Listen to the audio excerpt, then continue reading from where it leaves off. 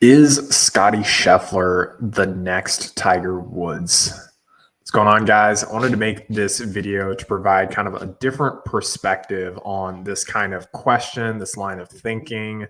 Obviously, Scottie is just completely dominating the golf world right now. And so I thought it would be fun to use this as an example to help you guys understand statistics a little bit better and how you can use statistics, or your junior golfer can use statistics as they develop their own game. And so what I'm going to do in this video is I'm going to break down Scottie's statistics. I'm going to break down Tiger's statistics. And then I'm also going to even go through Rory McIlroy, since he's kind of the last guy that's taken on that kind of Tiger-esque role. Obviously, Tiger's incredible, and there's probably never going to be anyone quite like him in his overall dominance. But Scottie's given him a decent run for it. And if you enjoy videos like this, then go ahead and leave this video a thumbs up and subscribe to the channel. So without further ado, let's go ahead and hop into this. And this is how I want to start this. Now, this is a spreadsheet that I give to all my students, but it breaks down what I consider kind of the 5 most important statistics that we should know. And that's penalty rate, greens in regulation, scrambling, 3-putts, and birdie conversion rate. Now, there are a bunch of statistics that go underneath these that can add clarity that are definitely valuable. But I've found these to be the most descriptive. And if you just told me these numbers about a player, I can pretty much tell you what they're going to shoot. And so I'll just kind of line out these numbers for you. So these are 3 different players. This is, and so if you guys were just to look at this for a second and say, all right, based on these numbers, who is the best player out of this group? Who has the best game? Because you should be able to look at statistics and say, objectively, this data set is the best. And so I'll give you guys just a second, pause the video, think about it for a second. Which one of these do you think is the best? All right. Well, I'm hoping you said this one, because you should have seen expected scoring average 68.55 and an actual scoring average of 67.61. And so this data set right here, these numbers, these are Scottie Scheffler's current numbers for this season. These numbers are Tiger Woods' numbers from 2000. And these numbers are Rory McIlroy's numbers from 2014, the last year that he won 2 majors. And so when we kind of look at these numbers, I want you guys to just take a second and kind of take that in, because you should probably notice a few things in common here. You're going to notice both Tiger and Scottie have greens regulation that is higher than 70%. They scrambled very well. Every one of these players avoided 3-putts extremely well, and they all made a decent number of birdies with essentially no penalty shots. For the most part on the PGA Tour, guys don't hit it out of bounds. And so that's going to be kind of a wash across the board. But that's what these data sets look like. And so we can objectively say, if Scottie stays on this level, he might be giving Tiger a run for it. Now, I wanted to kind of dig through this a little bit deeper and kind of go into why I understand the value of strokes gained, but I don't love it as a metric. So let's just go ahead and do this. And this isn't going to be perfect here, so I'm going to have to compare Scottie and Rory, since Tiger. Actually, let's go ahead and do this, because Tiger's got 2006 here. Let's go ahead and do 2006, because we've got strokes gained data on that. It's going to be something ridiculous, 3 shots gained or something. All right. So let's go ahead and update these numbers just so we're comparing apples to apples as close as possible. 74.15. All right. And then go ahead and grab his scrambling, 62.81. Look at his 3-putts. And he's got 3.31.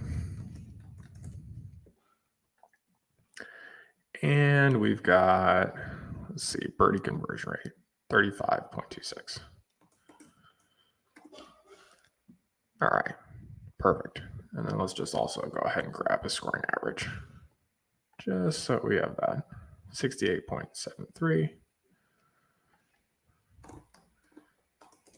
And so these numbers at the bottom here, they're actual. This is what my model's predicting that they would shoot. Now, this is based on a 72 golf course. They're playing some 71s, some 70s. So all I'm trying to get is close enough here. But we can kind of see apples to apples now. You know, Scottie is definitely playing at an extraordinary level.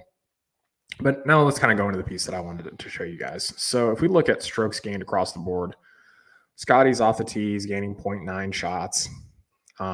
Let's see here on approach, he's gaining 1.34 shots. Let's see around the green, he's gaining, we're going to give him 0.54 shots. And putting, he's not really gaining anything. He's 0.01 shots. For a look at Tiger is gaining 0.8 shots off the tee, so not quite as good as Scottie. He was gaining 2 shots into the green. He was gaining 0.49 shots on the greens. And then let's see where he was at around the greens. 0.1 shots around the green. So again, nothing too crazy here. And you can kind of see that, between Tiger's short game and, Scottie's putting, they're about a wash there. Scottie's maybe doing a little bit better off the tee. And then, looks like Tiger is obviously a little bit better on approach. But again, these are very, very similar numbers. And I think if anything, I would give the edge maybe to Scottie just a little bit. He's probably hitting it closer considering his 3-putt rate's a little bit better. His birdie conversion rate is better, and he's hitting more greens. And so if we're just to compare those two data sets there, this is kind of to me where I don't really love the strokes gained metric. I don't think it's showing a ton here, but Scottie's objectively playing really great golf. And so an example of this would be, by every instance, you could pretty much say Scottie's ball striking is probably better than Tiger's was in 2006. Maybe we have to normalize for some conditions there, but they're at least very, very comparable. But if we're just looking at pure strokes gained, then Tiger is 0.7 shots better, which I don't think is accurate. And so I think it's a lot more accurate to look at these numbers and say, okay, well, what's the greens hit? What's the birdie conversion rate? That's going to kind of spill into your make rates on the greens and your proximity. Let's just go ahead and do that real quick.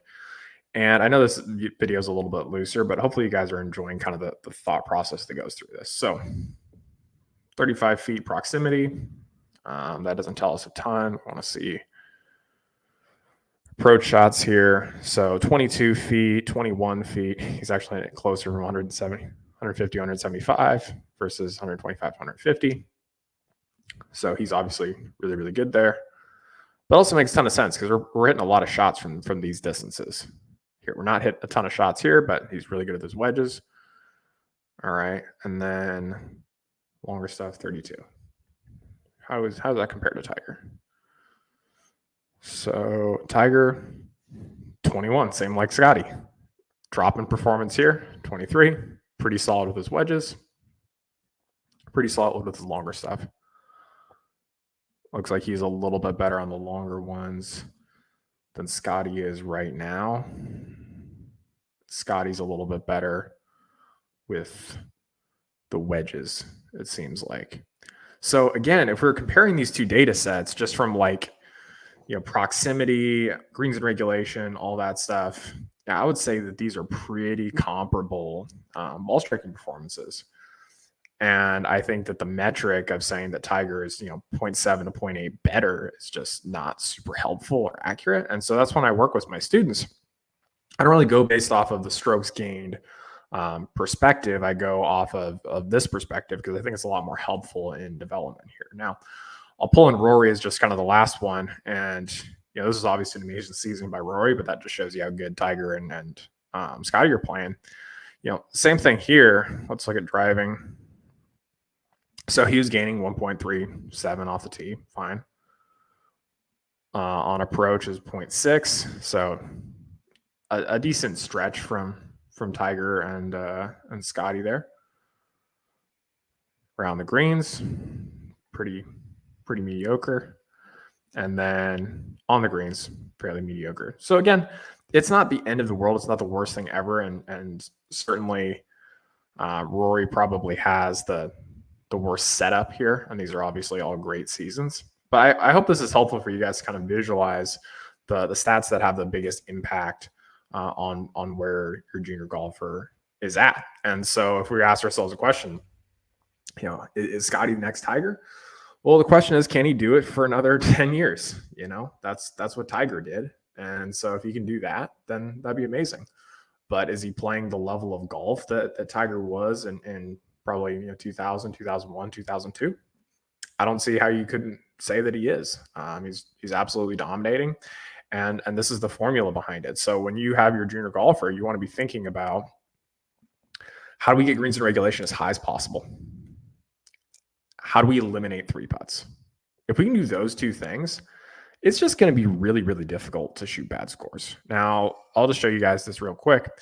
If we have a scoring average of 68.55, let's take scrambling down to 50%. It just doesn't impact the score that much. Like maybe a shot, it looks like.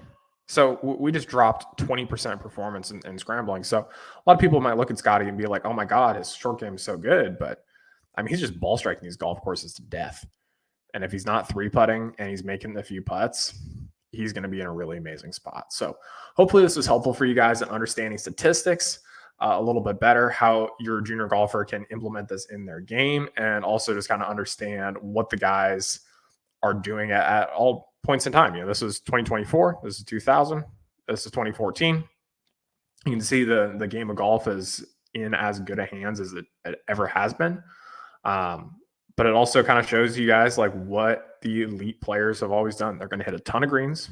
Their scrambling is going to be pretty solid. They're not going to three putt at all, and they're going to make a ton of birdies. And they're going to make a ton of birdies in part because they're going to hit close. They're going to make putts. And that's where the guys are going to focus. Now, in future videos, what I'll do is I'm going to dig through kind of a progression plan for a junior golfer based on their statistics.